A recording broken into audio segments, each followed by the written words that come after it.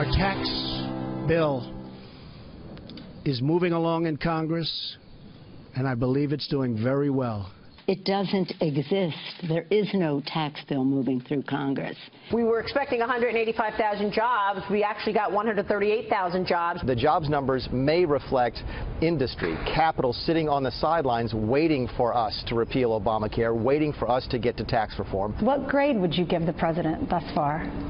You know what? I'd give him an A+ for effort. I'd give him an A+ for results. And those are high grades. Are they justified by the numbers? Let's take a quick look at the numbers for the May jobs report. As you heard, 138,000 jobs were added in the month of May, although the previous 2 months saw their jobs figures revised downward. And the unemployment rate is now at 4.3%. That is the lowest since May 2001, the pre-9/11 era. Let's bring in our panel. Michael Needham is the Chief Executive Officer at Heritage Action for America. David Catanese, Senior Politics Writer for U.S. News and World Report, and syndicated columnist Charles Krauthammer. It was interesting to hear the president say, David, that our tax bill is moving along in Congress, and for him to be so directly challenged on that by the minority leader, Nancy Pelosi. What is the deal there? Well, there isn't an administration tax plan as of yet. They're trying to work this out, and I think due to what happened with health care, they don't want to get too far out in front of it without the coalitions on board. You don't want to present a plan that you don't have buy-in from outside groups, from conservatives, and from House and Senate members. So they're also trying to do a two-step here, moving along with the health care bill in the Senate. But look, these deadlines that they've set for August are not going to be attainable. They're not going to have. I mean, I talked to Mark Meadows the other day. He still thinks there's a health care bill that can be Congressman from North Carolina, crucial Freedom Caucus member. He still thinks that there will be a health care bill by July, he told me. I think that's ambitious. That you've seen them quickly, well, I shouldn't say quickly, progressively move the timetable on tax reform past August into the fall, and I think even that could be ambitious. Mike Needham, is this an A+ economy right now? Well, I think what you're seeing in this economy is that for 8 years, coming out of 2008, you had an L-shaped recovery. We had bad policy that wasn't the type of policy that was going to get the kind of robust growth that the country has normally seen coming out of a recession, and we've kind of exhausted that L-shaped recovery. Now's the time where we need real stimulus from good policy if we're going to take it from what we've gotten in the last couple months, the last year, to the next level. That's where health care reform will be critical. Obamacare is a huge drag on small businesses. It's where tax reform will be critical, and also stuff like welfare reform, where right now so many able-bodied Americans are encouraged to stay out of the workforce. Those policies are going to have to take root if we want to see the type of growth coming out in the next year that the president has promised.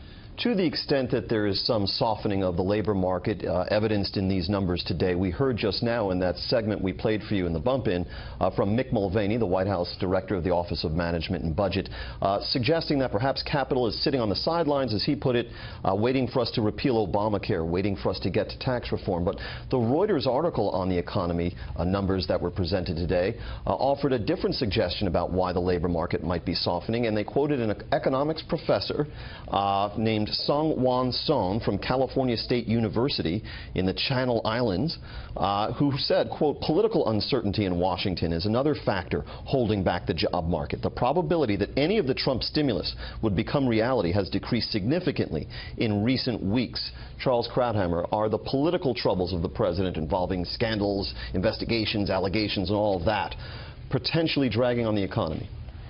Well, I think yes, but we haven't seen the actual effect. If that were the case, if that were already the case, stock market would not be shooting through the roof. The increase in the value of shares is based on the assumption that it will be a spike in growth as a result of policies. But the problem for the president, for the Republicans, is that the policies are being held up by the fact that Republicans can't agree among themselves.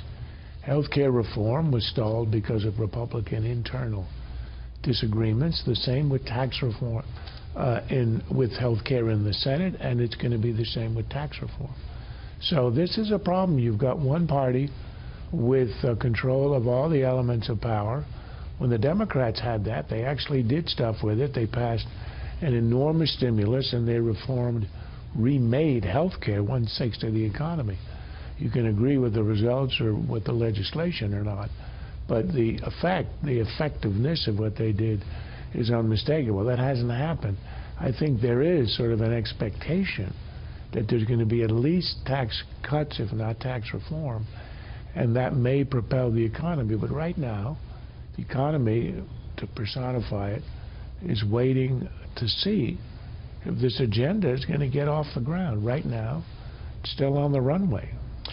Sean Spicer, the White House press secretary, said something at the press briefing today that suggested that the president's communications team is aware that perhaps just sitting around in the White House and tweeting and waiting for the next Washington Post bombshell to hit and responding might not be the best way to advance this agenda. Let's hear what he said.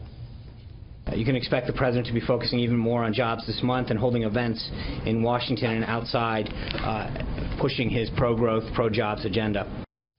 President Trump had a good first foreign trip, David. Do you think that doing what Sean Spicer is foretelling here, getting out into the country, using Air Force One, holding rallies to try and drum up support for his agenda, will work?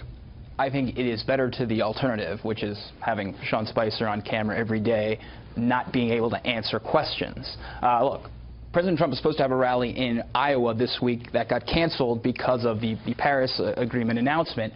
But I think you are going to start to see him move about the country more. You already start to see this week some of the Spicer briefings were pulled back off camera. I think we'll continue to see that.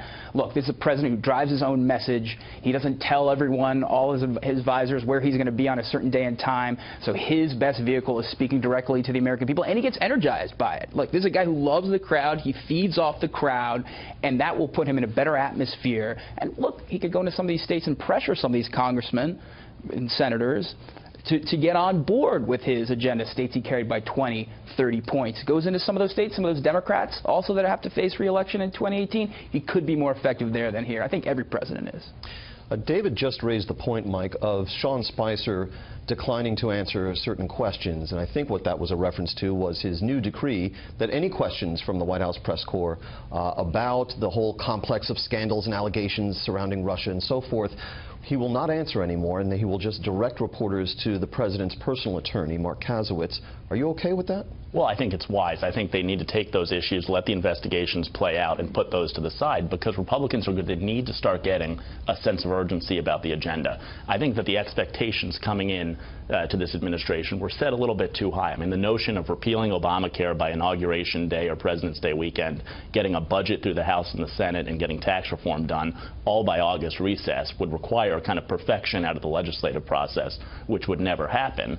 But now you're starting to butt up against all of those different things, plus the debt limit put on top. If you don't create a sense of urgency out of the presidency, the House, and the Senate, that's not going to get done, and so that's where their focus needs to be. Charles, I need a yes or no from you. Is it okay for Sean Spicer to say, we're just not going to answer questions on that subject? Go to the attorney. That's his business. I think for the administration to shift the focus to its own agenda, it needs to have a two-part program.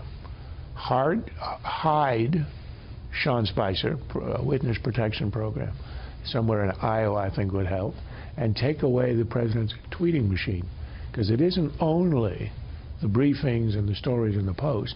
The president reignites this issue every time he picks up his little machine, and all you got to do is hide it, put it in the fridge, put a lock and key, and I think that might work. Hide the tweeting machine inside the food machine, as it were. All right. Keep them away from him. All right.